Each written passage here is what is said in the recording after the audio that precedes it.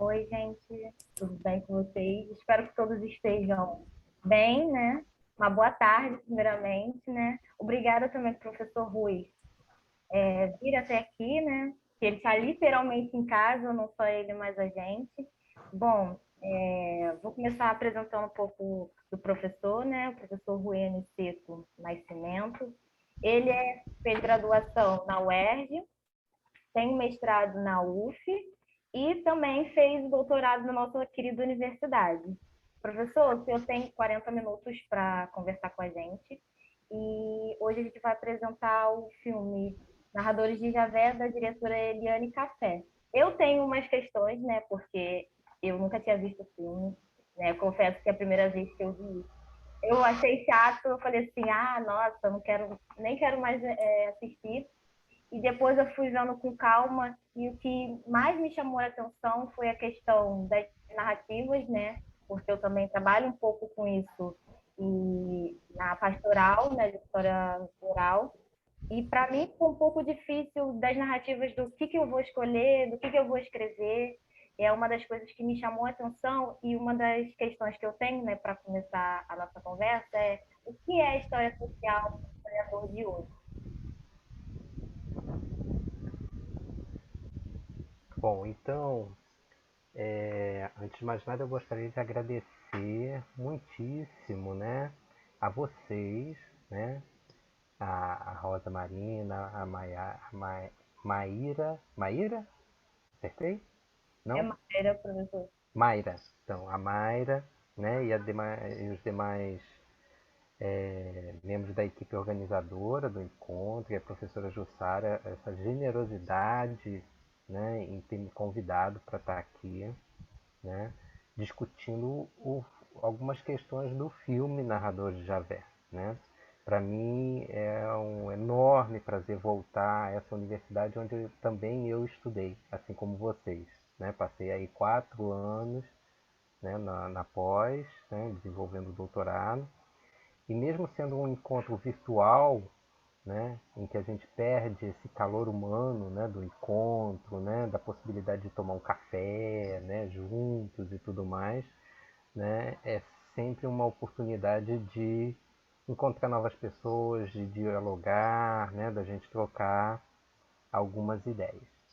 Então, começando pela tua pergunta, né, pela tua questão, né, sobre a história social, né,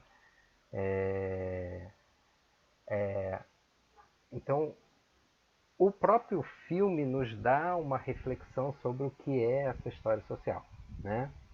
O próprio filme ele nos coloca aí algumas temáticas, né? Algumas questões que levam a pensar uma história social e o uso social da história. Vamos colocar esses dois pontos, né? Assim, né? Que história é essa que aqueles moradores do Vale do Javé queriam construir naquele momento, né? Era uma história que estava acompanhando, se a gente for pensar um pouco no senso comum, no olhar social sobre a história, né? E a gente parar para observar qual era a expectativa que aqueles moradores tinham que o Antônio Biá construísse a narrativa da história, né? Ela seguia um pouco o que a sociedade entende por ser história, né? Que é uma história dos grandes feitos, a história das origens, né? De uma certa origem mítica, né? Ali dos grandes heróis, dos grandes personagens, né? E só no final do filme é que eu acho que quando o Biá, né? Eu não vou dar spoiler porque todo mundo viu o filme, então dá pra gente comentar passeando pelo filme, né? É, que o Biá começa a escrever a nova história de Javé, que as pessoas começam a se perceber como agentes da história, né? E não aquele olhar tradicional de uma certa corrente, né? De um certo senso comum do que é fazer história. A gente tem né, uma certa perspectiva, né, aí consolidada sobre o que é fazer história, que tem muito a ver com as origens, né, do processo de cientificação da história, né, lá do século XIX. Né? Então você tem no Brasil, é considerado marco, né, da nossa historiografia nativa, genuinamente brasileira, né, a fundação do Instituto Histórico e Geográfico Brasileiro, que vai imprimir ao longo do século XIX e de parte do século XX todo um fazer historiográfico e um olhar sobre o que é história. Né? E aí o que seria história então? Seria a história uma narrativa cronológica dos fatos, dos acontecimentos, né? Todos dispostos aí numa certa linearidade, com um certo encadeamento, em que o passado ele culmina no presente. Né? Então, o presente ele é o desfecho de toda uma trajetória, né, que vem até aquele momento. Né? Por outro lado, também se elegem grandes temas, né, que seriam os temas da história política, né, os grandes personagens, né, e em menor escala os temas da história econômica também, né, nesse viés. Né? E aí a gente percebe que é um pouco isso que esses atores de Javé esperam que seja construído para que eles possam manter a sua comunidade, né? Ter ali reconhecida a sua comunidade. Tem um momento da fala lá do Zaqueu, né? Que ele até nos dá uma outra possibilidade que vai ser muito mais próxima da história social do que desse olhar da história política mais tradicional. Né? Quando o Zaqueu, lá na reunião na igreja, né? Naquele momento, né? Eles lá pensando como é que a gente vai resolver isso, né? O que a gente pode fazer? E o Zaqueu diz que a única possibilidade que os engenheiros levantaram naquele momento, né?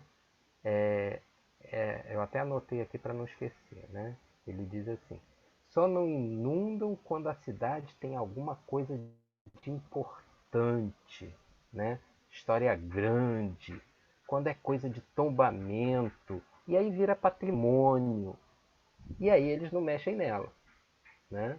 E aí ele vai pensar, e depois ele vai falar assim: se Javé tem algum valor, são as histórias das origens, dos guerreiros lá do começo que vocês ficam contando e recontando. Né? E isso, minha gente, isso é patrimônio, isso é história grande. Então veja, ao mesmo tempo que ele está indicando que o patrimônio daquela comunidade é a memória, são as tradições que aquela comunidade mantém, né? Ele, ao mesmo tempo que ele faz isso, ele vai para um certo olhar tradicional, porque ele vai falar lá da história dos guerreiros, da história das origens, né, que deu origem ao lugar e tal, tal, tal, tal. Então, a história,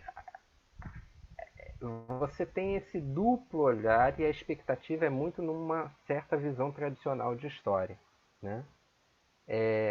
Por outro lado, já tem essa noção da história social, né, da história dos grupos, dos movimentos, né, da luta pelo enraizamento, né, pela formação das suas características naquele lugar. Né? E isso, segundo ele, é o patrimônio. Né? E é o que hoje a gente chamaria de patrimônio imaterial. Né? Que no início do filme ainda era um momento, né, quando o filme foi lançado lá em 2004, né, ele é feito em 2003 e lançado no início de 2004, né, era um conceito que ainda não estava consolidado como hoje, né, porque quando a gente pensa a história do patrimônio no Brasil, né, você tem aí, lá na formação do IFAM, por exemplo, né, apesar do anteprojeto do Mário de Andrade, que já estimulava o patrimônio imaterial, né, vence uma concepção de patrimônio muito ligada aos bens de pedra e cal, né, ao que hoje a gente chama de patrimônio material. Né? Então, as manifestações, né, os saberes, né, os conhecimentos tradicionais, eles encontraram um campo para se fixar, que foi o campo do folclore. Né? Que no campo das ciências humanas ele sempre foi visto meio como algo menor. Né? E, e todo o movimento, tanto da reflexão, né, no campo das ciências sociais, das ciências humanas e sociais como um todo, assim como também dos movimentos culturais, fizeram com que se revisse e aí aos poucos esse conceito de patrimônio cultural ganhasse destaque. Né? Então, naquele momento, por exemplo, né, os elementos da cultura tradicional e material, eles passam despercebidos pelo biar, né? As divisas cantadas, por exemplo, né? A questão da religiosidade, né? A questão do sino, do simbolismo do sino, depois a gente pode até falar, né, um pouco mais, né, sobre isso, né? Todas essas questões vão meio passando aí, é, é, sem a preocupação daquele que deveria compilar a história, né?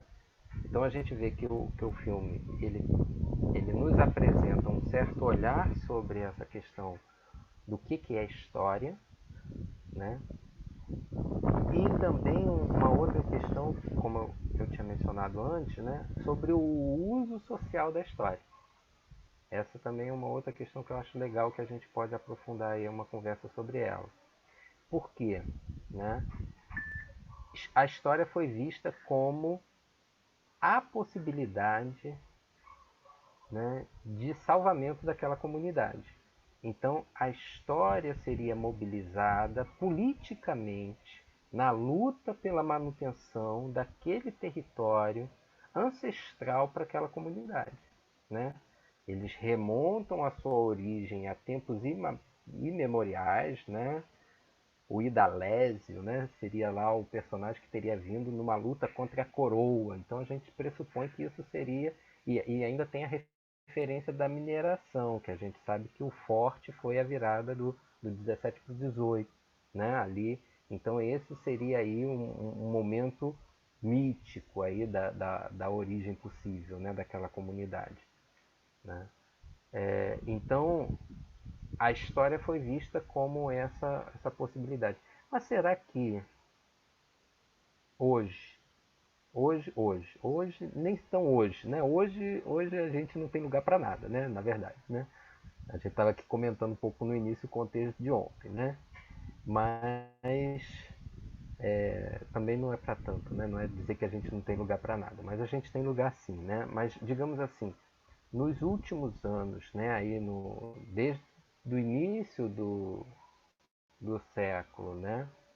A história e o patrimônio ele vem sendo chamado, né, para contribuir nesse debate público sobre o valor das comunidades.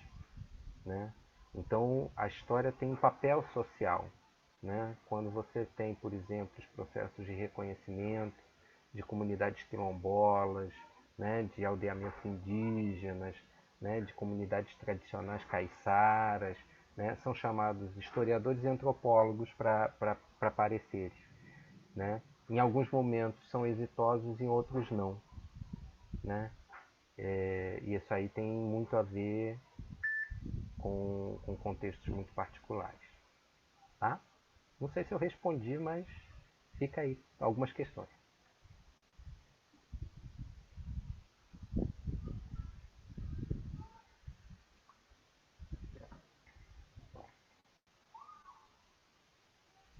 Temos uma pergunta. Peraí, Deixa eu abrir aqui o chat que eu tinha fechado.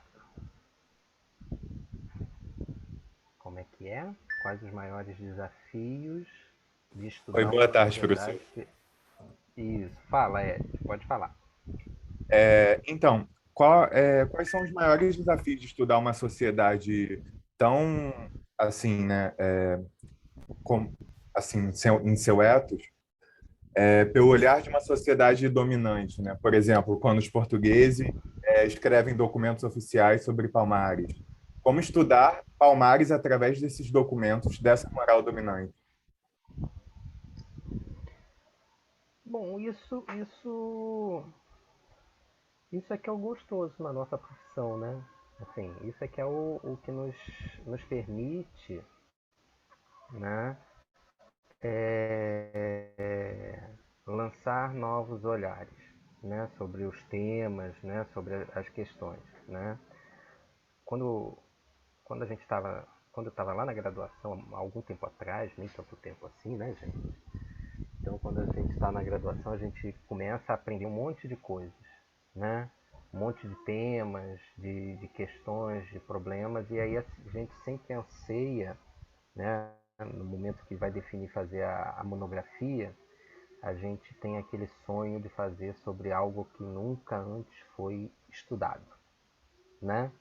A gente sempre tem aquela ideia, né, de fazer dessa forma, né? Mas muitas vezes a originalidade não está na escolha do tema, mas do enfoque que se dá, né? E o enfoque que se dá a partir das questões que você leva para as fontes. Então, apesar das fontes de Palmares, por exemplo, mas a gente pode citar inúmeros outros episódios, né, em que comunidades não letradas são registradas, né, ou em que até mesmo elementos letrados, né, poderiam deixar registros, mas não deixam daquela situação, né? Se a gente for pensar, por exemplo, os documentos da Inquisição, né, são produzidos pelos inquisidores e não pelos prisioneiros, né? Então você tem um filtro aí do autor, né? No entanto, apesar de tudo isso, esses documentos eles trazem para gente os murmúrios dessa população, né? As vozes dessa população. Em algum grau essa população está ali expressa, né? Isso o Thompson, né? O Edward Thompson, ele nos ensina isso, né? De maneira muito bonita naquele livro lá dos costumes em comum, né?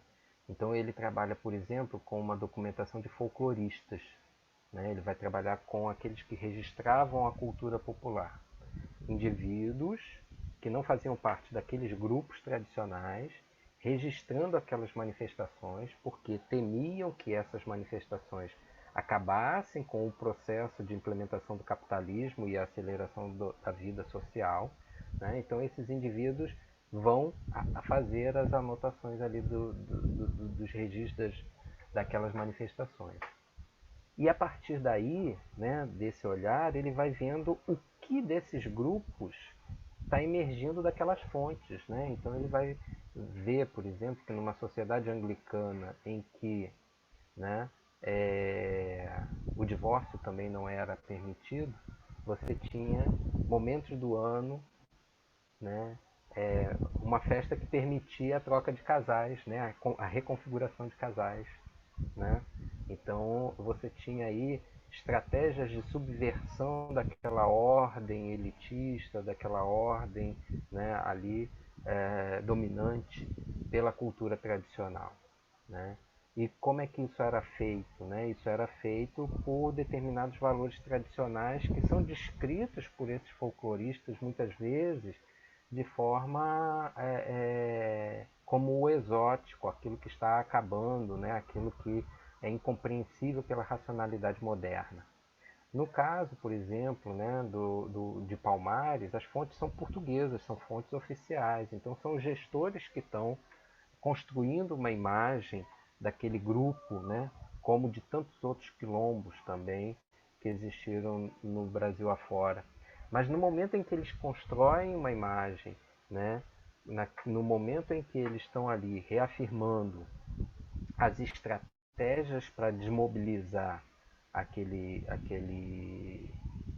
movimento, aquele grupo, a gente tem como refletir sobre como aquele grupo agia e vivia pela ação que está sendo projetada para acabar sobre aquela forma de vida. Né? Não sei se ficou claro, né? Assim, mas você consegue pensar sobre aquela sociedade, sobre aquele grupo, entendendo a autoria do registro e o que ele está se contrapondo. Né? É como um inquisidor que vai registrar a fala do prisioneiro. Né? Ele vai registrar a fala do prisioneiro, muitas vezes de um herege, né? Vai registrar ali os seus, as suas ideias, no sentido de mostrar como essas ideias ofendem, né? São contrárias à ortodoxia católica e por isso ele está sendo prisioneiro, né? Está sendo ali combatido. E a partir dessa fala a gente consegue pensar quais são os circuitos de ideias, né, de valores tradicionais que esse indivíduo tem, né, ali para formar aquele conjunto de ideias. Né? Não sei, Eric, é isso? Foi?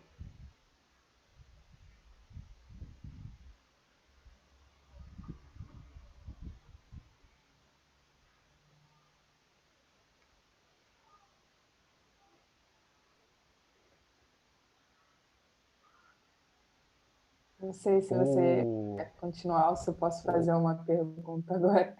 Não, eu só vi aqui, tem uma questão, né, quando a gente está falando sobre essa questão, acho que casa muito com o dado da história oral que o Brandon coloca aqui, né? É...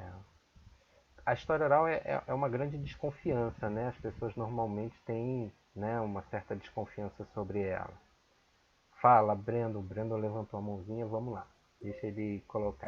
Não, eu acho que o filme fala muito sobre essa questão historial. A primeira vez que eu vi ele foi até com uma disciplina que, no momento, a gente estava focando nisso. E a cena que me chama muita atenção é quando ele vai na questão lá do Quilombo, falar com a pessoa mais velha de lá e tal, né? E aí ele vai contando a história e ele sequer presta atenção. Acho que isso traz muito um pouco dessa desconfiança também com a história oral. Quando ele vai para uma cultura que é realmente focada nisso. Quando ele está na cidade, ele até que presta atenção, escreve alguma coisa, mas quando ele vai para fora, ele sequer presta muita atenção. Ele fala assim: ah, você me trouxe aqui para nada lá, né? E sai da cidade e ele. Eu acho que a história oral tem um pouco dessa dificuldade, mesmo quando passada para a escrita. Ela não é transcrita. A Conceição Evaristo fala muito dessa questão.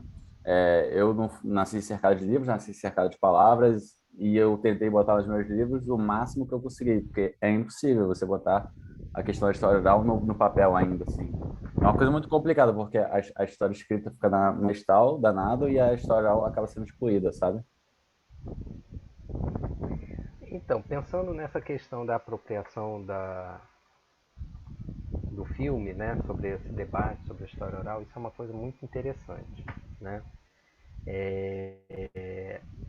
Exatamente como a gente muitas vezes vê a história oral, né, é o que o Biá faz, né? Ele escuta o pessoal da cidade, mas ele também não sabe muito como resolver, né? Quando ele vai lá no quilombo, né? Aí é que a coisa degringola de vez, né? Se a gente lembrar, né? O Biá vai, ele entrevista aquele primeiro senhor, né? O Vicentino, né? Que vai dizer que é parente indireto do Idalécio, né? Interessante essa história de parente indireto, mas vamos lá, né? Então, então ali você já tem uma narrativa que vai remeter à origem e o Vicentino ele está construindo uma história e por isso ele pega a Garrucha, né? Se vocês perceberam, a garrucha estava guardada, muito bem guardada, como um tesouro, numa caixinha, né? Então ele vai lá, né? Tava em cima da caixa estava uma imagem de São Jorge. Na hora que ele pega, ele coloca lá o quadrinho de São Jorge, tira, faz uma oração e depois pega a arma que teria sido do Idalécio. E aí, quando ele vai dar o nome dele, ele diz que é Vicentino Idalécio da Rocha, para reafirmar esses lados.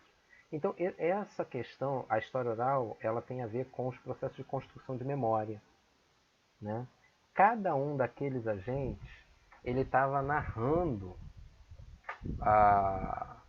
a história, o mito de origem, né? E o seu papel em relação a esse mito de origem, construindo elos entre o presente e o passado que, que afirmariam o seu lugar, o lugar do narrador naquela comunidade, né? Então você tem ali toda uma construção de memória quando vai em cada um dos lugares, né? Quando chega no Quilombo, né? O Biá encontra o Indalécio que não é Indalécio, é Idaleu, né? Ele encontra ali uma liderança que, assim como os outros, também estava, né, fugindo, que assim como os outros, né, o líder estava levando para uma terra, para um lugar, né, que ia ser descoberto, que seria o lugar em que eles poderiam viver tranquilamente, pacificamente, e aí foi o momento em que eles chegam, né, a encontrar a rainha das águas, né, a Exu, lá como ele coloca, né, e que naquele lugar eles se estabelecem e a comunidade fica ali e ele entende que aquele lugar era a África, né? E aí o Biá ele fica irado, né? Assim, essa história de geografia depois a gente vê, né? Vamos ver como é que a gente resolve isso depois, né? É, então, é, é, você tem, né, a desconfiança com a história oral por parte de alguns historiadores ainda hoje se dá muito pela incompreensão dos processos de construção narrativa que são elaborados ao produzir um depoimento, né? É aquela velha história, quem conta um conto aumenta um ponto, né? Quem conta uma história vai contar uma história de acordo com a sua perspectiva, com os seus valores, com os seus princípios, né? Então o que que acontece, né? Muita gente acha que o depoimento, a entrevista, ele não é um documento histórico confiável. E aí não confiam na história oral, né? E isso, né, é não levar em consideração que as outras fontes históricas elas estão sendo produzidas também pelos agentes dos seus momentos de acordo com os seus interesses, seus princípios, suas concepções, né, narrativas e tudo mais. Então a fonte histórica ela é a fonte oral, né, ela é tão válida quanto outras fontes para a construção da história. No entanto, ela pressupõe, assim como outras fontes, um cuidado metodológico muito particularizado de análise, né? Não dá para trabalhar com história oral da mesma forma que você trabalha com, por exemplo, registros paroquiais que você vai fazer ali uma série. Você vai quantificar, vai tabular aqueles dados dos registros paroquiais. A fonte oral pressupõe você primeiro pensar a relação entre entrevistado e entrevistador, né? Tem toda uma questão ética, né, procedimental de como fazer uma entrevista, né? Então, que deve ser levado em consideração no momento que você está analisando aquela entrevista, né? Para dar um próprio exemplo do filme, né? O Biá vai em alguns personagens, né, buscando saber ali as origens, e aí, para escapar de um momento lá daquele grupo que estava acompanhando, ele vai na casa de um rapaz que não conta nada sobre a origem do lugar, que vai contar o drama familiar dele, né? Que foi o drama dos pais. Ele dizia que ficava ali, o pai com o olhar perdido, olhando o mundo, e a mãe dele viajando, né? E aí que o pai, em determinado momento, cometeu lá o suicídio e tudo mais, né? Mas que era um homem forte, um homem valente, um homem bravo e tal, não sei o quê. E tinha um respeito grande pelo pai, né? Que era o Daniel, né? E aí o Biá pega, ele vai àquele lugar, né? Não no sentido de procurar lá a história, ele vai para fugir dos outros, e aquele relato trazido ali nem é considerado para entrar no livro, né? Usa o discurso, né, de que está indo lá para saber alguma coisa. O rapaz vira e fala: se você puder colocar aí umas palavras sobre meu pai, né? Eu não tenho nada, mas sobre meu pai eu acho importante ter e tal. E aí ele vai contar a história, mas pro Biá aquela história não tem mais sentido, porque aí depois, quando ele vai entrevistar os outros, ele volta lá pro mito das origens e tudo mais, né? Depois ele vai lá pro gêmeos, né? Para aquela coisa toda. Então, a dificuldade do Biá em lidar com a diversidade de relatos é a de muitas pessoas quando veem discursos diferentes, né, sobre o mesmo fato, e não percebem esses processos de construção narrativa, de construção da memória. Todo mundo vai puxar a brasa para sua sardinha, né? É o primeiro lá colocando o nome do Indalécio no seu próprio nome, né? É depois quando ele vai lá na casa daquela senhora, da Deodora, e ela vai falar de uma suposta ancestral, a Maria Gina, né? Que Maria Dina, né? Que teria então aí assumido o papel de liderança quando Idalécio morreu, né? Então é cada um puxando ali, e o importante não é qual é o discurso certo e qual é o discurso que está errado. O importante é você entender esses processos de construção de memória produzidos por aqueles narradores, né? Produzidos por aqueles indivíduos, né? Eles seriam um validador das fontes, como a Ana Paula coloca aqui, né? Era isso que ele queria, né? E era isso que aquela comunidade desejava, que ele pudesse reunir aqueles relatos, e a partir desses relatos ele construiria a verdadeira história do Vale do Javé. Então, a ele estava se tributando o Biá, por ser ali a pessoa que sabia escrever naquela comunidade analfabeta, né?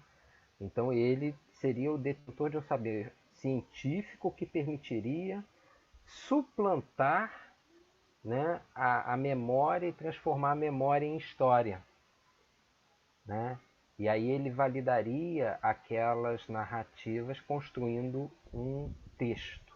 O que ia deixar de ser relato oral e memória passaria a ser um texto escrito, a historiografia. E aí qual é o problema dele, né? E aí o problema dele não, antes do problema dele. E como é que as pessoas buscavam validar as suas narrativas? Com os seus acervos pessoais, né?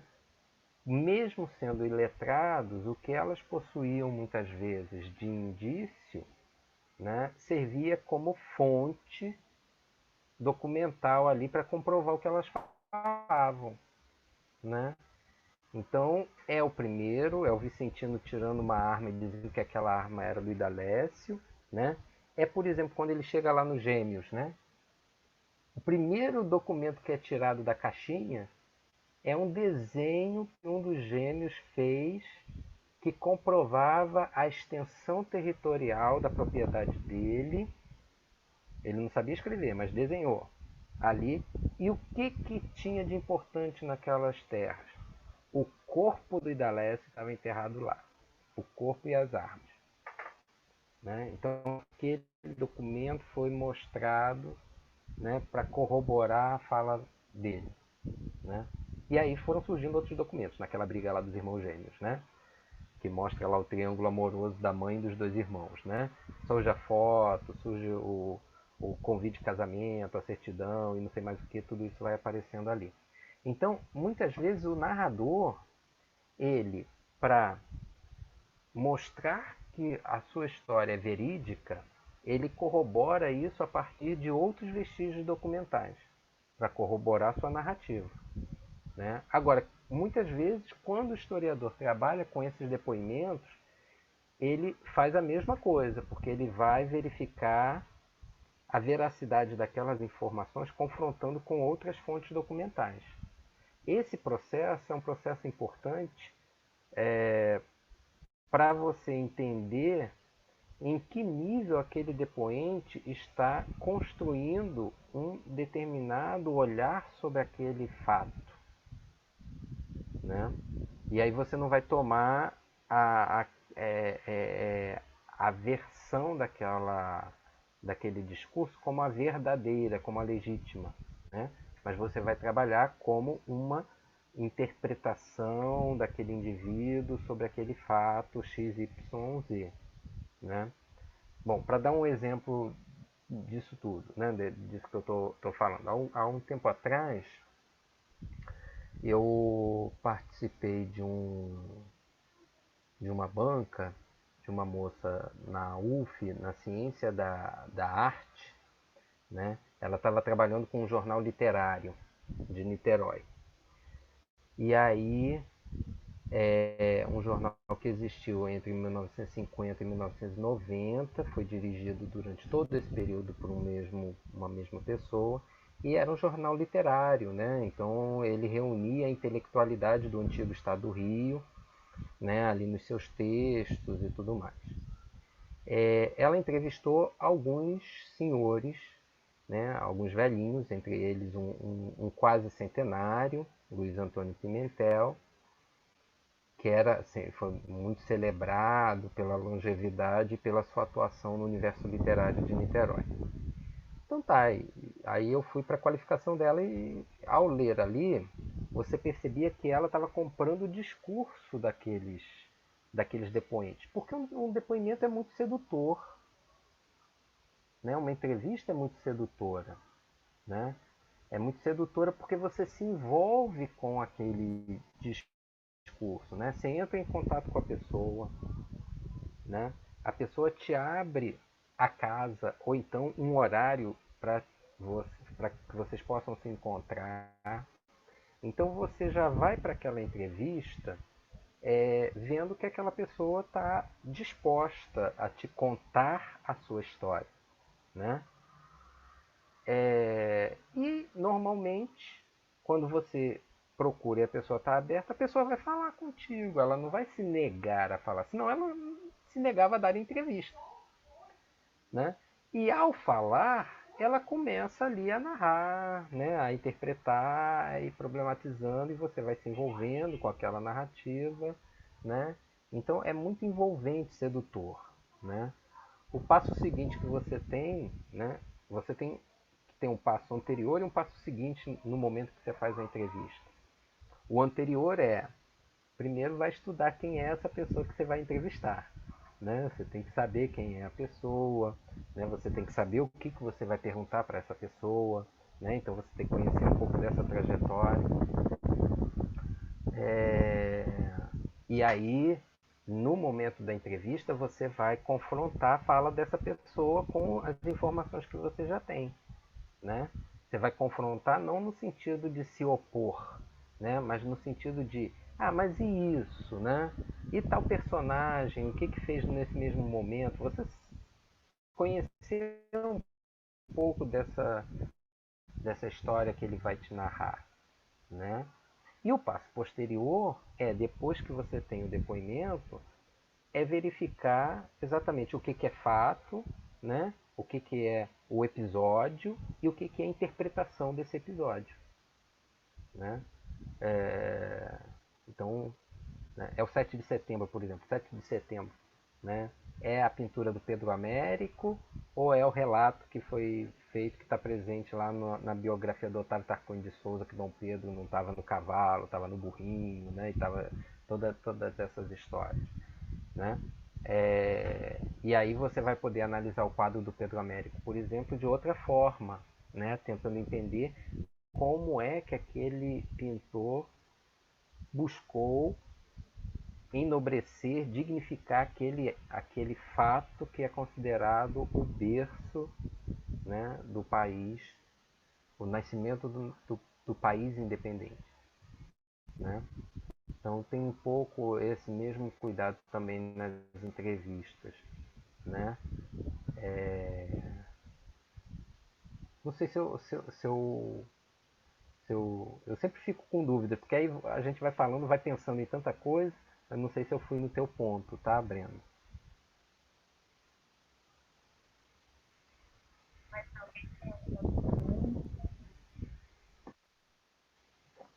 Eu queria perguntar uma coisa, Mayra, se você quiser falar antes. Vai falar?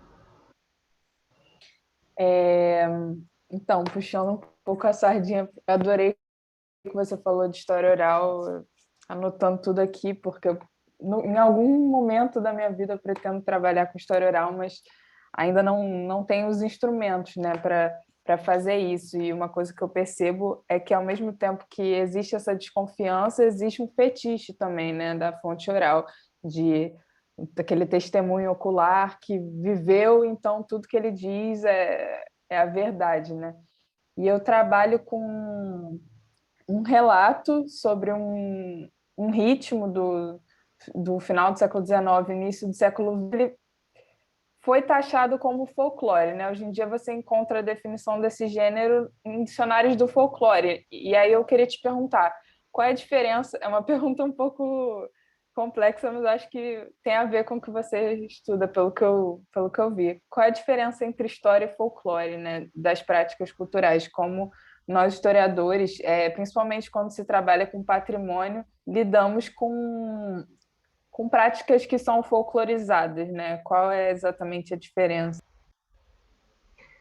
Bom, então, antes da diferença de história e folclore, acho que é legal a gente pensar um pouco a diferença que a gente estava mencionando lá no início do folclore e da cultura imaterial, né?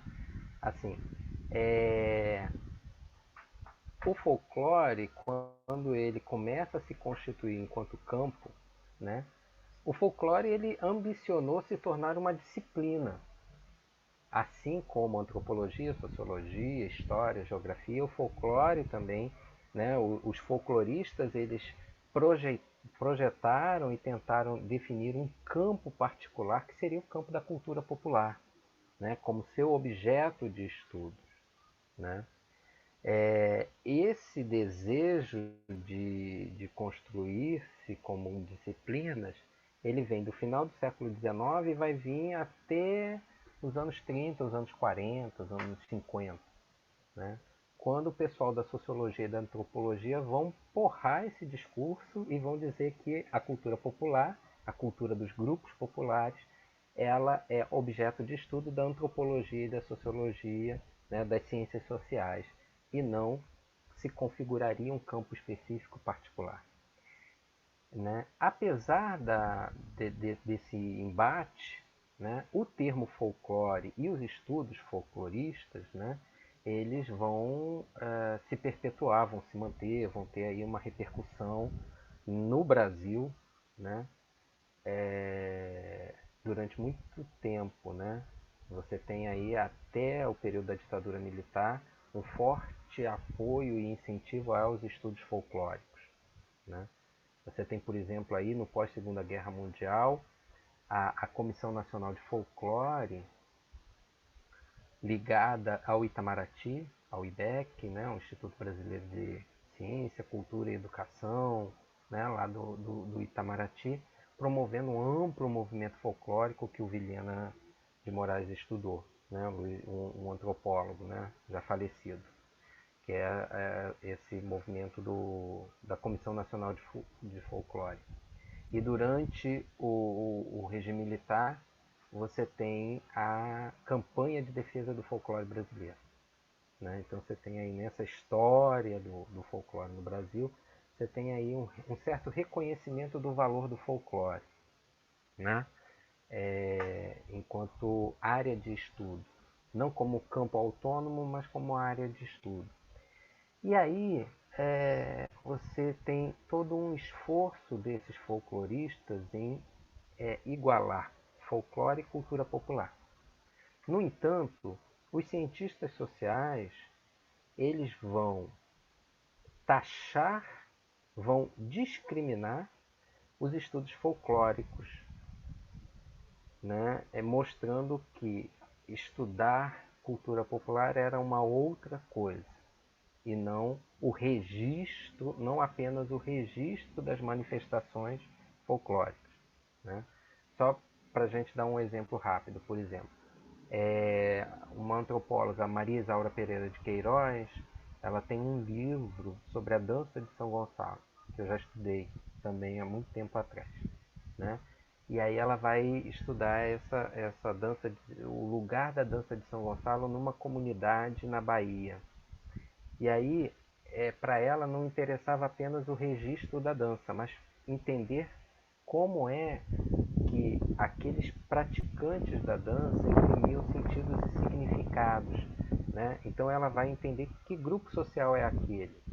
Então ela vai perceber que aquela dança ela é feita por grupos de migrantes sergipanos que vão para a Bahia e que reconstroem a sua identidade naquele lugar, mantendo elementos dessa cultura original da sua terra, né, da onde eles vêm, tá ali. E aí a dança é um processo aí de inserção dos novos migrantes com aqueles que já estão. Então ela vai fazer uma análise antropológica daquele elemento da cultura popular. Os estudos folclóricos, um pouco que a gente tem, né, um dos grandes folcloristas do Brasil foi o Cascudo, né? E aí o Cascudo ele tem muito o registro do bem, né? O registro daquela manifestação. Ele vai para a história para entender como é que onde aconteceu, quando começou e tal. Ele vai fazer a história, mas ele deixa num lugar menor essas preocupações sociológicas. Então, nesse sentido, né, é que você vai tendo esse embate entre cultura popular e folclore também aí ao longo do tempo, né? E aí o que você tem? Nos últimos tempos, você passa então a usar o conceito de cultura imaterial, de práticas imateriais, né? Para se referir ao que era o folclore, na verdade. E muito do que hoje se faz, né, no IFAM ou nos centros de referência de tradições populares, né, de registro dessas manifestações, segue lá a metodologia dos folcloristas, né? Tanto é que uma das preocupações dos folcloristas era a gente tem que registrar para que a coisa não morra, não acabe, né? Ou se acabar, a gente vai ter o registro pelo menos, né? Para que não se perca. O que você tem hoje quando você registra uma manifestação cultural lá e consegue o tombamento dessa manifestação? Você faz o registro, você faz a descrição e os órgãos de patrimônio fazem um acompanhamento para saber se aquelas características do momento do registro elas permanecem ou não. Se não permanecerem, aquele bem pode ser destombado, pode se perder o título de patrimônio. Vocês conhecem a história do bolinho de Jesus? Não? Então, vamos lá. O bolinho de Jesus é o acarajé convertido na Bahia, né? Por quê? Muitas, né, com o avanço das religiões, né, neopentecostais, algumas baianas, elas donas de ponto de venda de acarajé, elas continuam vendendo o acarajé, mas elas retiram a indumentária africana, né? Não fazem mais a oferenda, né? Porque os primeiros bolinhos fritos eles têm que ser oferta aos deuses, né? Tem todo um simbolismo, né? E aí isso gerou uma mobilização entre a Associação das Baianas querendo a proibição da venda do bolinho de Jesus. Porque o bolinho de Jesus colocaria em risco, né, o título de patrimônio que o acarajé conseguiu. Né? Assim, é claro que não perdeu o título, né? Mas é para a gente entender um pouco como às vezes esse olhar sobre o patrimônio fossiliza a manifestação, né? Quer ali engessar aquela manifestação, né? E não percebe como é que ela é dinâmica, né? Assim, o bolinho de Jesus, aquelas baianas que vendem, né? Elas mantêm uma certa ancestralidade ali. Elas estão ressignificando aquilo, mas elas estão usando muitas vezes as receitas tradicionais que vêm da mãe, que vêm da avó. Elas estão mantendo aquele ponto que está na família já há algum tempo, né? É dali que elas tiram o sustento da família, né? Então, assim, tem lugar para todo mundo. Deixa o bolinho de Jesus, deixa o acarajé lá, vai circular lá, né? E um não vai se confrontar com o outro. E nem por isso um vai ameaçar o outro, né? Por conta dessa dinamicidade da vida dos grupos, né? Então, entendendo um pouco que o folclore, a cultura popular, o patrimônio imaterial, né? Ele é dinâmico, né? Quando nós historiadores vamos trabalhar com essa temática, a gente tem que ter esse olhar. A gente não pode comprar o olhar do folclorista, a gente não pode comprar o olhar do, do antropólogo que fez o registro daquela manifestação. A gente tem que pensar que, por exemplo, as divisas cantadas lá do narrador de Javé se constituem como um patrimônio imaterial daquela localidade, né? E interessante, as divisas cantadas numa sociedade letrada regulavam o mercado de terras naquele lugar. Cada um cantava o que tinha condições de arcar, né? Isso foge da nossa lógica capitalista de acumulação de bens, né? Isso tem a ver com as experiências comunitárias. Então, quando você vai olhar essa manifestação, né, essa prática daquela comunidade, você tem que entender toda essa lógica, né, daquele bem naquele lugar. Então, o historiador ele se difere, por mais que a gente também descreva, a gente vai fazer ali né, quando a gente está analisando uma manifestação cultural, é necessário, você tem que saber quem, quando, onde, porquê, né, começa ali, tal, tal, tal, mas diferente dos outros, a gente não está procurando ali o mito originário, né? Como é que aquela coisa era pura, né? Até porque nada é puro, né? Assim, tudo surge pela criação e pelos interesses, pela diversidade, né? Vai sendo apropriado, significado. Então, né? Essa coisa, quem trabalha com música, então, né? Como você que trabalha com música, né? O que se entendia ali no início da indústria fonográfica, né? Como música popular, não é o que a gente entende hoje como música popular, né? Você tinha ali, né, os pontos de macumba, você tinha né, o que depois veio a ser samba, você tinha uma diversidade de ritmos ali, né, que nesse conceito, né, aquele momento agrupava uma série de práticas que estava ligada à cultura dos grupos subalternos na sociedade. Né? Certo?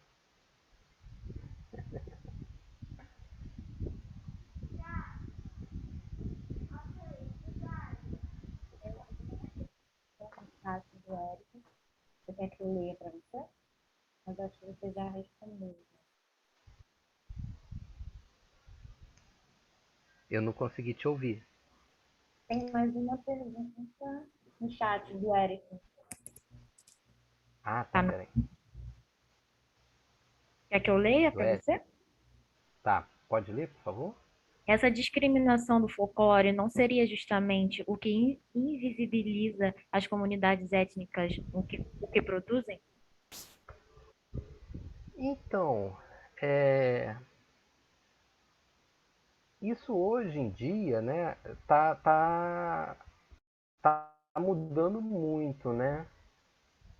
Porque hoje em dia as comunidades elas têm buscado alternativas para a manutenção das suas tradições, né, da sua cultura e, e, e tem associado muito isso a,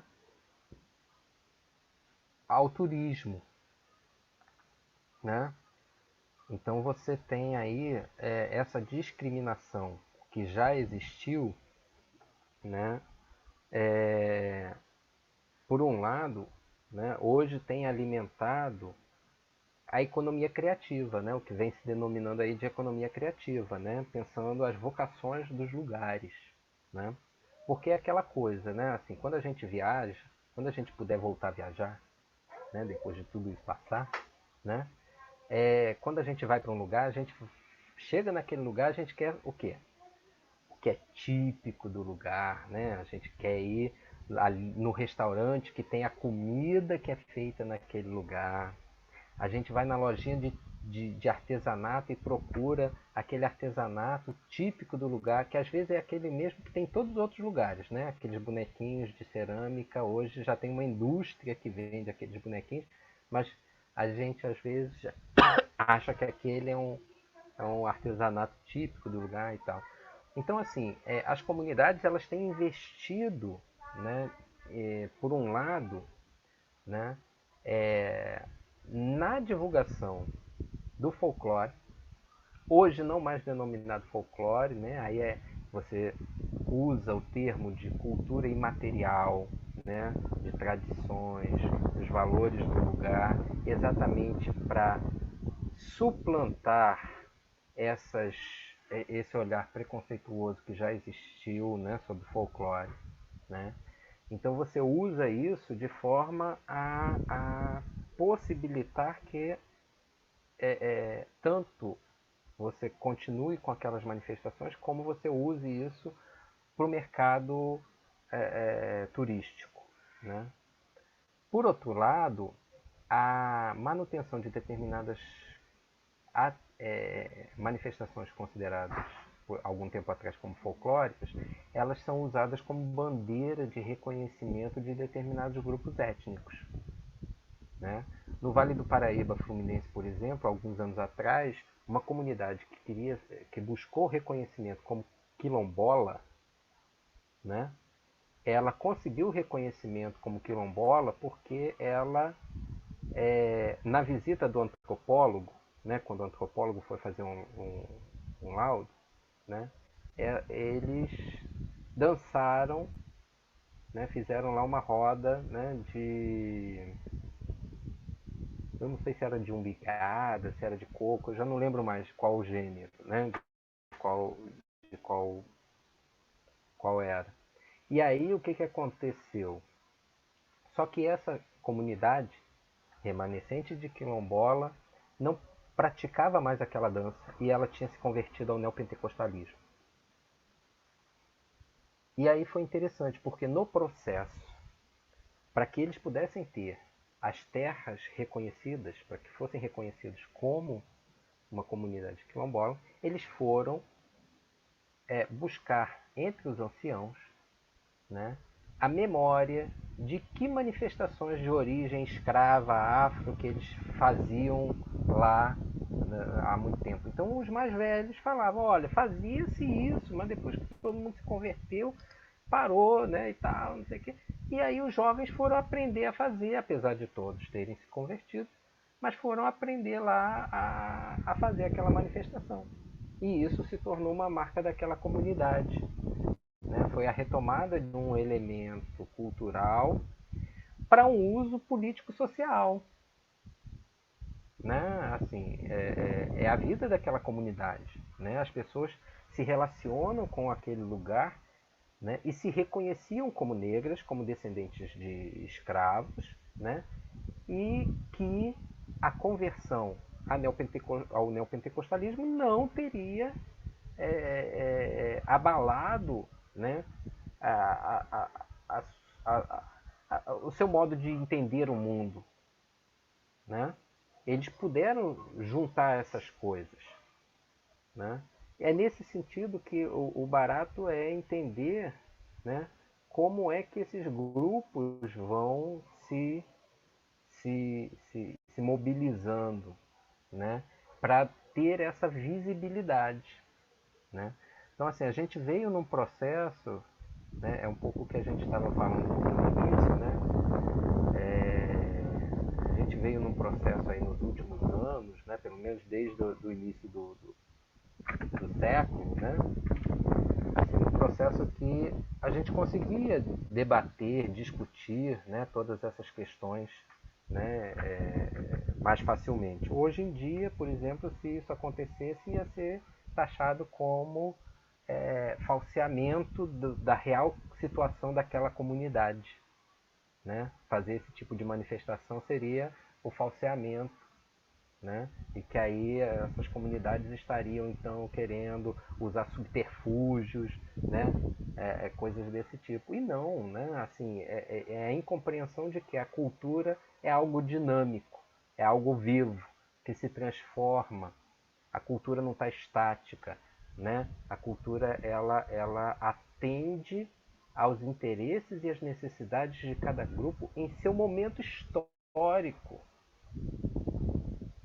A gente fala dos templos, por exemplo, né? Para usar o exemplo lá do filme, lá do finalzinho, da última cena do filme, né? Todo mundo estava olhando, as águas enchendo, né?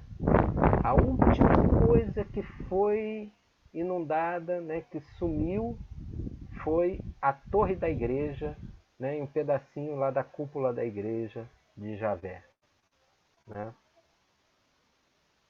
Mas aí o que foi mantido? O sino, o sino, que é um elemento da cultura material, que foi carregado, e aí no final eles estavam lá em cima do carro amarrando, não dá aqui, dali, puxa daqui, puxa dali, consegue amarrar o sino, que teria sido o sino que o Idalécio, lá no século XVIII, teria carregado, feito lá o povo carregar para construir aquela comunidade lá no lugar, né, e tal. Então, veja, assim, o objeto, né, o templo podia ser até contemporâneo ao início, né, mas não podia ser carregado, né? Então, o sino vai materializar a reconstrução daquela comunidade para o novo lugar. E aí o sino vai ser a materialidade desses elos de ligação lá do século XVIII, de quando quer que seja, do Javé, do vale, que foi inundado, e esse novo lugar. Né? Então, a cultura ela precisa dos símbolos materiais também. Né? Mas o símbolo material ele também é ressignificado ao longo do tempo. Né? Assim, o símbolo material, né, ele não está congelado lá no século XVIII. Ele foi levado como o elemento que permitiria que aquela comunidade continuasse se reunindo e se reconhecendo como Javé, aonde quer que ela fosse. Né?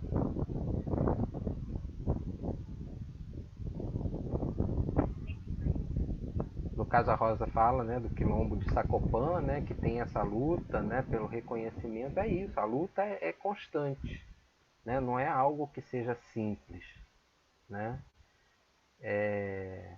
E aí a gente tem questões, né, assim, por exemplo, né, avanços e recuos, né, também no uso da história e do patrimônio como estratégia de luta pelas comunidades. Né? Nós tivemos no estado do Rio a nossa Javé, não sei se vocês conhecem a história. Nós tivemos uma cidade que foi inundada. Não?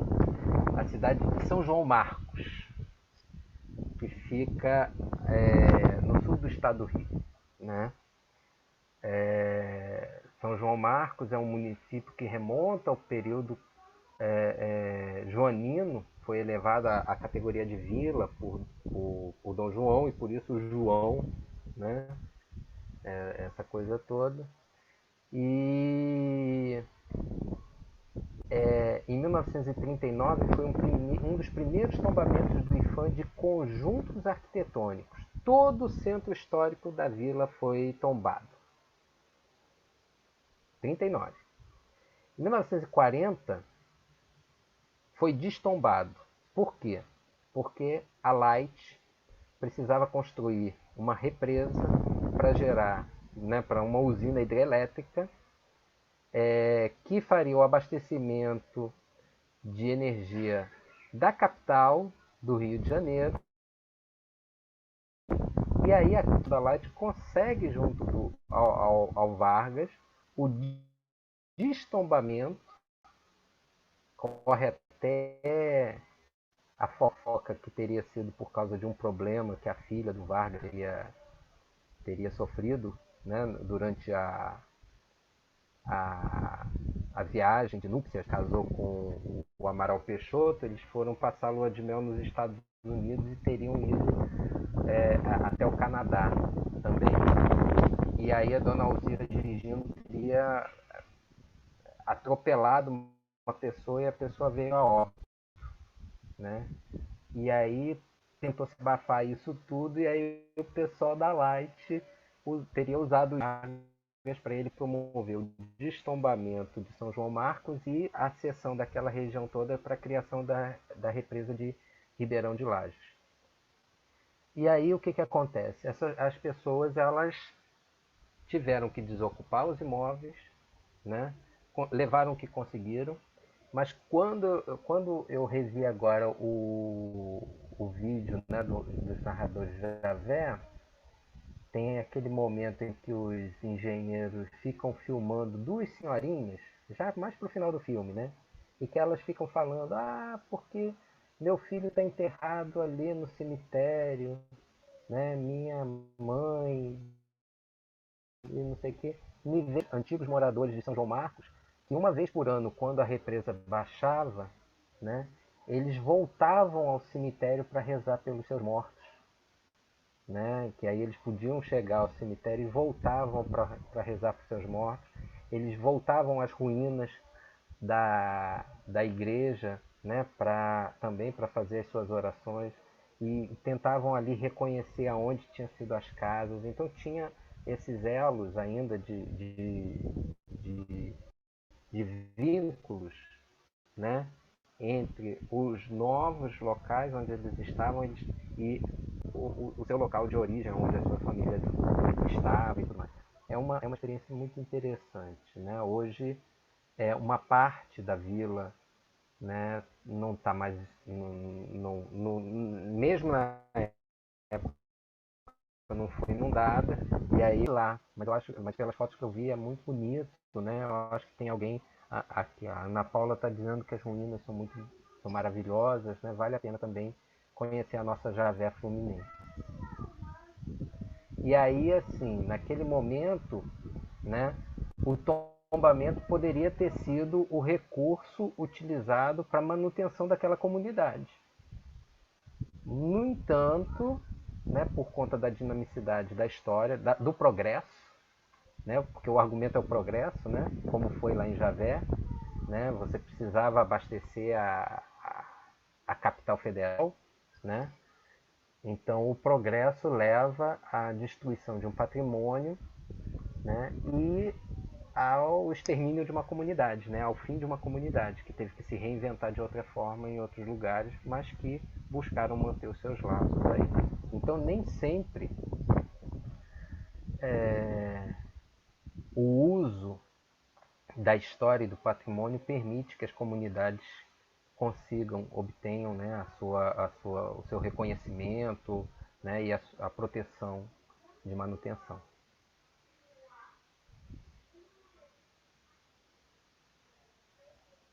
Alguém tem mais alguma pergunta?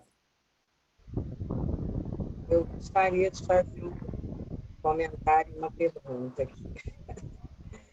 Bom, quero dizer que está sendo muito interessante, Rui, né, a gente ter essa conversa aqui com você, né, porque é justamente isso, né, esse filme, ele permite que a gente discuta muitas questões que são centrais, né, são centrais na pesquisa, na escrita e no ensino de história, né? Que são questões ligadas à história local, né? Em sua relação com a história mais ampla, que é possível perceber ali, né, na fala dos moradores de Javé, como essa memória, né, a memória das pessoas, ela é muito atravessada, né? Ela está sendo sempre articulando questões que são locais e individuais com questões mais amplas que dizem respeito aí à história nacional, né, inclusive, né, aos marcos da história nacional. Isso aparece muito ali. E assim, e nos faz pensar no quanto isso de fato acontece, né? O quanto a memória ela é atravessada por essa relação muito forte, né? Por essa articulação muito forte entre a memória individual com a memória coletiva, que a gente vê acontecendo ali em Javé, na fala das pessoas, né? Todo mundo querendo se ligar ao Indalécio, né? Porque é ali um marco, mas cada um fazendo isso a seu modo, pela sua própria perspectiva, mas todos entendendo que é necessário ter esse suporte de memória, né? Esse suporte numa memória coletiva. E aí, assim, o que eu queria colocar é te colocar assim, para você comentar, eu sei que isso são coisas que te interessam muito, né? Que interessa a mim, interessa a todos aqui. Como que você vê assim esse lugar, né? Essa relação entre a memória, né? As memórias individuais, coletivas e a história na escrita, assim, como a gente pode lidar com essa relação tensa, né, entre memórias individuais, coletivas, né, entre o local e o mais amplo, né, na escrita da história, na pesquisa e na escrita da história, né, acadêmica, e no ensino da história. Assim, você vê distinção, aproximações. Eu queria que você comentasse um pouco sobre isso. Então, o filme ele é fantástico para a gente pensar alternativas, né? Para a gente pensar essas questões.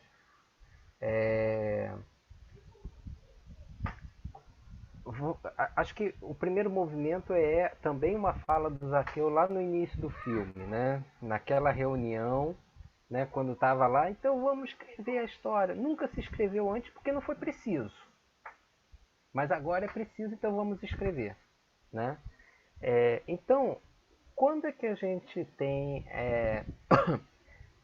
a narrativa das histórias locais? Quando elas começam, né? Porque é um pouco isso, né? Assim, quando a gente é inserido no universo histórico, historiográfico, através da escola, né?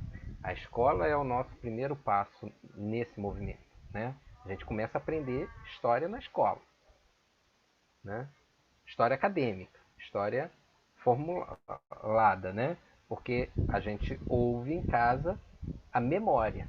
Quando a gente fala as histórias familiares, né, a gente está lidando com uma memória familiar que está sendo transmitida ali, né, e tudo mais. Mas a história acadêmica, a gente está sendo inserido na escola.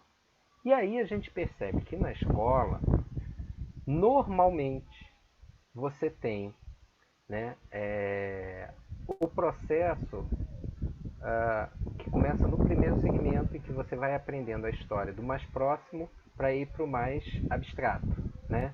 É a velha teoria dos círculos concêntricos, né? Que foi dando um lugar a até o que seria a capacidade de abstração das crianças, dos adolescentes, né? Então você começa estudando o bairro, né? A rua, as instituições que a pessoa participa, você parte ali do mais próximo e você vai para a história do município, a história do estado, para ir para a história do Brasil, para chegar no 6º ano na história geral, né? E aí, quando você chega na história geral, você não faz a conexão com aquela história que você aprendeu lá no primeiro segmento, né? O local, ele vai se perdendo, né? Então, o local deixa de estar na história, e aí o que é importante na história é a metanarrativa, que ainda, né, segue, em grande parte, o paradigma dos Estados-nação, né? Então, a gente tem aí a história do Brasil, né? A história de Portugal, né? Então você tem ainda um pouco isso presente em grande parte, né? Aí no ensino de história. A prática de muitos professores é que tem sido no sentido de fazer com que você mude, né? E que aí você tem aí os professores trazendo as experiências locais nesse diálogo com a história nacional, a história internacional, e aí você vai tendo pela prática, né? Mas nem tanto pelas propostas curriculares, nem nos materiais didáticos, né? Esse diálogo, né? Porque aí ainda se tem essa perspectiva dos processos macro, né? Então, isso é uma questão interessante, porque você tem socialmente uma construção do que é história, né? A nível da escola, né? Você também tem uma proposta do lugar da história, de uma concepção de história, né? Em que as pessoas vão estar dialogando, em que a história local ela está fora disso, né? Muitas vezes ela está marginal a isso, né? E aí a história local, ela foi, né, na historiografia, no caso na historiografia brasileira, né, ainda lá no século XIX, né? A gente fala muito da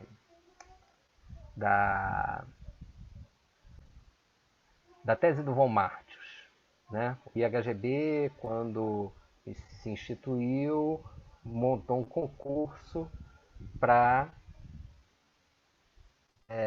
definir os parâmetros para a escrita da história nacional, né? E aí quem uma boa parte já deve conhecer, né? E aí, em 1844, von Martius publica, né, ali o texto da tese, que é como se deve escrever a história do Brasil. E aí todo mundo lembra muito desse texto do von Martius naquele momento que ele fala que a história é como um rio, né? Em que você tem o caudal, que é o português, e o índio e o negro vão sendo incorporados a esse caudal, mas é o caudal que leva o processo, né? Então é um pouco isso. Mas na própria tese do von Martius ele fala que a história do Brasil deve ser escrita pelas regiões, né? Porque e por região ele não entende as províncias, ele entende conjuntos de províncias que tenham tido experiências históricas comuns desde do período colonial, né? Então é aquela coisa assim, acima da Bahia, né? Pegando Pernambuco, Ceará, Maranhão, seria uma região, aquela parte, né? O que grosso modo hoje a gente chamaria de Nordeste, incluindo a Bahia, mas ele tirava a Bahia, porque aí a história da Bahia estava muito ligada, né, ao Sudeste, né, a essa história da sede do governo, né, e tal, então estava muito ligada para baixo. A região amazônica outra, então ele vai definindo algumas regiões e a ideia é um pouco essa. E aí a proposta dele é pensar as especificidades, mas também pensar a unidade, né? Então, se você tem, por um lado, né, essa perspectiva local, regional, né, a diminuição da escala que não fosse a nacional, ela tinha como propósito que você pudesse trabalhar esse duo, né? Esse par, especificidade e unidade nacional. Isso vai ser uma marca que vai estar presente entre aqueles que trabalham com história de municípios, histórias de bairros, né? No Rio de Janeiro, por exemplo, quem trabalha com história do subúrbio, e tem muita gente que trabalha com história dos subúrbios, né? Já há bastante tempo, né? Você vê ali todo um esforço de definição dos bairros, né? Assim, de características próprias de alguns bairros, né? De uma história particularizada no conjunto do antigo estado da Guanabara e tudo mais. Então, assim, esse é um grande esforço que foi estabelecido, né, ao longo do tempo, né? Eu e Jussara, que trabalhamos também com histórias locais, né, de outros municípios, né? A gente percebe que os atores, né, os historiadores que escrevem essas narrativas, eles, assim, a gente grosso modo poderia incluir esse pessoal em duas categorias, né? Uma categoria que são aqueles interessados na história, mas que não tem uma pesquisa densa, então eles seguem os parâmetros da história nacional e vão buscando como a localidade se insere naquele processo, nesse processo da história nacional. Então você vê assim, período colonial, o que era? Primeiro tem o pau-brasil. Então será que tinha pau-brasil aqui no nosso território? Onde tinha? Tinha manguezal. Manguezal deve ter pau-brasil, então coloca lá o manguezal. Né? Tinha índio ali, então pronto. Então colocou lá no período pré-colonial. O que marcou o período colonial? As fazendas produtoras de açúcar. Então enfia lá algum prédio, né, algum exemplo de alguma fazenda colonial que estava lá. Período do Império. O município teve algum nobre, né, alguém que teve título de nobreza, então o município estava dentro dessa história do Império. Né, e aí vai fazendo essa coisa assim episódica. Ou então você tem aqueles outros historiadores que fazem uma pesquisa minuciosa nos arquivos locais, nos arquivos familiares, né, das instituições locais, e vão construir um olhar sobre as localidades que é aquele do amor à pequena pátria, né? Assim, eu me ufano do meu país, Conde Afonso Celso, mas assim, eu me ufano de Magé, a terra do dedo de Deus, Peixoto dos Santos, né, Jussara? Então é aquela coisa assim, aqui tudo é lindo, tudo é maravilhoso, né? Assim, né? Então tudo. E aí é uma história que vai sendo construída muito baseada nessa noção de progresso que a gente tinha falado. Então a preocupação desses historiadores é mostrar que aquela localidade ela está num processo de desenvolvimento progressivo, né, ali. Então assim, foi capela, virou freguesia, virou vila, virou cidade, né? Isso são indícios. Essa evolução político-administrativa é um indício desse processo aí de transformação. É uma historiografia que vai levantar os filhos ilustres, né? Então mostrando assim que aquele personagem nasceu e teve projeção, então ele estava levando o nome daquela localidade, né, para a história nacional, né? É o Duque de Caxias, por exemplo, né, que nasceu na Vila de Estrela, né, que hoje parte está em Caxias e a outra está lá em Magé e tal. Então, pronto, olha, essa região é importante porque foi o berço do Caxias, né? Ou, por exemplo, Santa Maria Madalena, né, que a Dercy Gonçalves teve todo um esforço em vida, né, de construir, de se construir como a filha ilustre de Santa Maria Madalena, né? Ela teve uma relação de amor e ódio com a cidade, né? Porque ela saiu de lá fugida e aí ela fez o túmulo dela na cidade em forma de pirâmide aberta, né? Assim, aberta não, é em vidro, né? Então as pessoas podem visitar, tem lá o túmulo e tal. Então é aquela coisa, ela é o elemento turístico de Santa Maria Madalena, né? Aquela que levou o nome de Santa Maria Madalena para fora do seu território. Então é uma historiografia que é aquela coisa de sempre mostrar a importância local, sempre o pioneirismo, né? Tal lugar é o primeiro que fez isso no Brasil, né? A primeira indústria têxtil, né? São Gonçalo tinha um historiador que falava, né, de uma companhia siderúrgica, a primeira produtora de parafusos na América Latina, né? Então sempre aquela coisa do pioneirismo, né, assim que tem na. Então é um pouco isso. Bom, então esses materiais eu acho que a gente tem que utilizar, né? E são importantes para a gente poder construir, né, alternativas de narrativas sobre as localidades. Então, o Biá não soube fazer isso. O Biá queria fazer a grande história dos grandes líderes, né, aquela coisa, e ele não conseguiu, né, porque ele tinha esse olhar. Nós não temos esse olhar. Então, quando a gente vai para o recorte local, seja o bairro, seja um município, né, seja uma localidade, a gente lida com essa historiografia, a gente dialoga com ela. Não é uma historiografia que eu considero menor, eu acho que ela tem um lugar, né, porque ela, se eu considerasse menor, estava renegando a minha tese que eu fiz aí na PUC, né? Então, foi aprovada. Eu não vou poder defender nunca que é uma historiografia menor, mas uma historiografia acadêmica, mas que é possível você dialogar, né, percebendo como é que ela é feita e propondo alternativas a ela, né? Então acho que esse é um pouco o papel da universidade. Essa historiografia tem um papel que é muitas vezes chegar aonde a universidade não chega, né?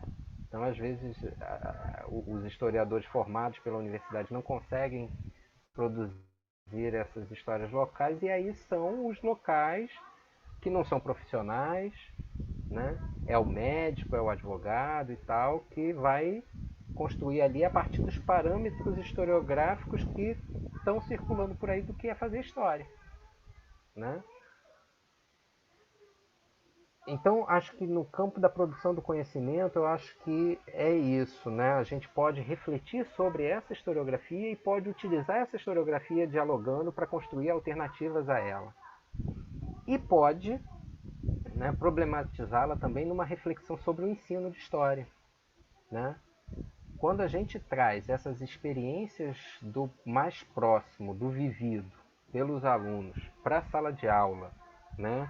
O local ele tem esse apelo, né? Quando você traz as experiências do mais próximo, do vivido, para o ensino de história, isso permite a construção de um conhecimento com uma significância muito diferente para esses alunos, né?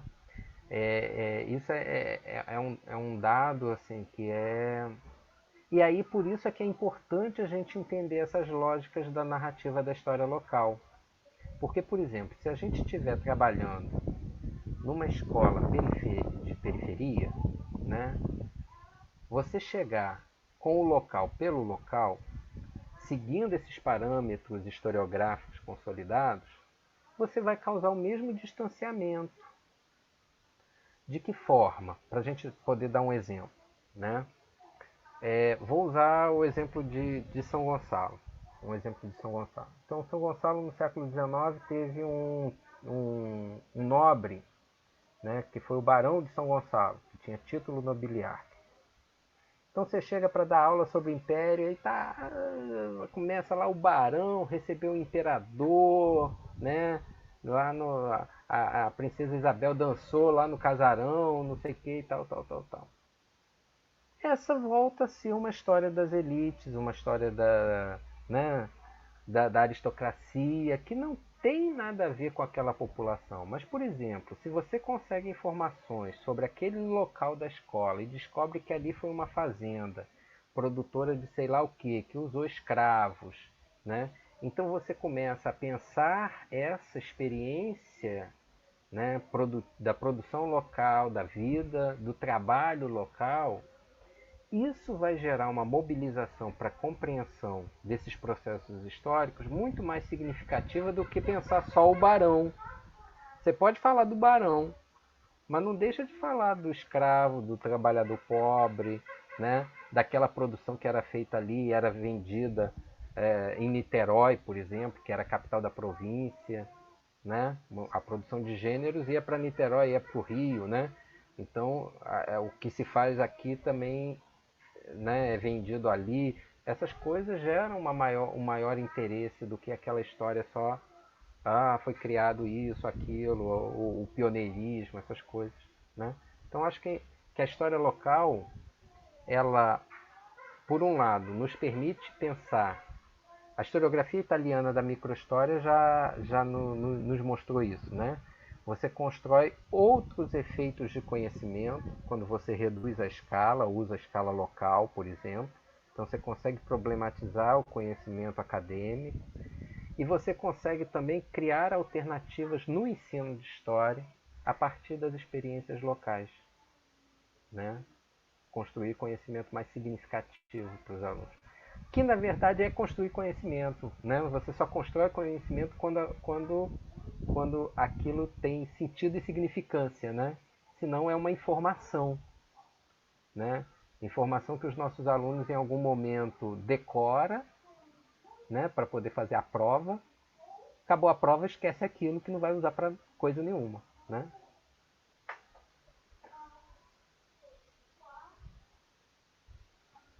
Vamos lá, a Rosa tinha levantado a mão, abaixou a mão, não sei, você quer perguntar? É uma palminha. Rosa? Ah, Bom, acho que a gente já pode encerrar, né? Ultrapassou um pouco dos minutos, né? Debate muito rico. O filme também tem muitas coisas para serem abordadas. Às vezes parece que dá para a gente ficar aqui horas e horas e horas conversando, porque são detalhes mínimos. A gente vê, né, e passa desapercebido muitas das vezes, como eu assisti a primeira vez, deixei passar vários detalhes, mas eu quero agradecer ao professor. Amei a discussão, espero que todos também tenham amado, né? E é isso, gente. então eu também agradeço, volto a agradecer a oportunidade. Vocês chamaram uma pessoa que fala pra caramba, né? Professor, né? Professor fala, né?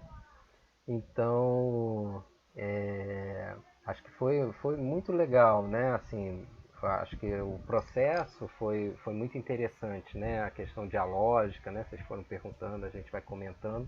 E acho isso legal, né? Porque o filme ele foi motivador para outras tantas questões, né? Assim, a gente consegue ir pensando coisas para além do próprio filme, motivado pelo filme, né? Então, ontem, depois daquele turbilhão, eu fui reassistir o filme, né? E foi agradável, porque aí faz a gente esquecer um pouco do que está se passando agora e vamos pensar em coisas agradáveis, né? Então foi isso que eu fui fazer. Fui ver o filme para pensar um pouco o que a gente podia conversar hoje. Então foi muito interessante, muito bom. Muito obrigado. Quero reforçar, Rui, aqui o agradecimento em nome do PET, agradecer a Mayra pela condução, a Rosa também, a todos. Você trouxe questões muito interessantes aqui para nós internamente, né, para o que nós temos discutido internamente no PET. Foi muito bom e assim nós vamos te chamar novamente em outros momentos, com certeza. Nos Agradeço. nos enriqueceu muito, muito bom. E obrigada aos nossos convidados aí, né, as pessoas que vieram assistir também. Muito obrigada. Ok, obrigado, Jussara. Obrigado novamente a todos. E estou à disposição. Vocês podem me chamar, venho com o maior prazer. Vamos Né? chamar Porque mesmo. também é minha casa. Tá? Então tá, pessoal. Boa tarde para todos, Tá todas bom, gente. e todos. Boa tarde. Tchau, tchau, gente. Deixa lá. Deixa eu achar aqui. Cai embaixo. Tchau.